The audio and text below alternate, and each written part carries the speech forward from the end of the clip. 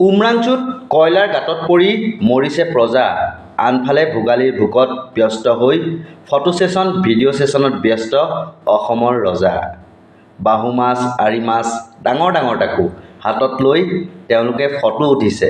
কেৱল ফটো উঠাতে সীমাবদ্ধ থকা নাই, ভিডিঅ'ও কৰিছে আৰু সেই ভিডিঅ' আপলোড কৰি পেলাই দেখুৱাইছে চা অসমখন কিমান শান্তিত আছে। আৰু এছামে মুখ্যমন্ত্ৰীৰ লগত ফটো উঠিবলৈকে বা তেল মালিচ দিবলৈকে আটাইতকৈ ডাঙৰ মাছটো যিমান পাৰে গৈ পেলাই মুখ্যমন্ত্ৰীৰ হাতত দিছেগৈ। অথচ কিন্তু মুখ্যমন্ত্ৰীয়েও জানে এয়া যে তেওঁ অন্য কাৰণত নহয়, কিবা কিবি লাভৰ অংকত যে বা কিবা কিবি যাতে সপোন পূৰা হয় সেই স্বাৰ্থতে যে তেওঁক এইবোৰ বস্তু দিছে। কিন্তু তেওঁতো জহাব লাগিব ন যে তেওঁ কিমান প্ৰিয়, কিমান জনপ্ৰিয়। সেইকাৰণে তেওঁ আজি উমৰাংচুৰ ট্ৰেজেডিৰ মাজতো এনেদৰে হাতত ডাঙৰ ডাঙৰ আৰি মাছ, ডাঙৰ ডাঙৰ যি বাহু মাছ সেইবিলাক লৈ পেলাই ফটো ছেছনত ব্যস্ত।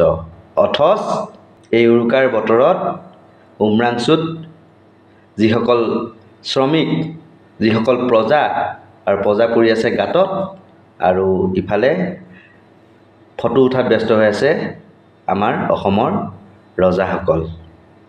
এতিয়া মুখ্যমন্ত্ৰীয়ে কৈছে যে পিতৃ মাতৃৰ সৈতে উৰুকাৰ ভাত সাজ খাওক।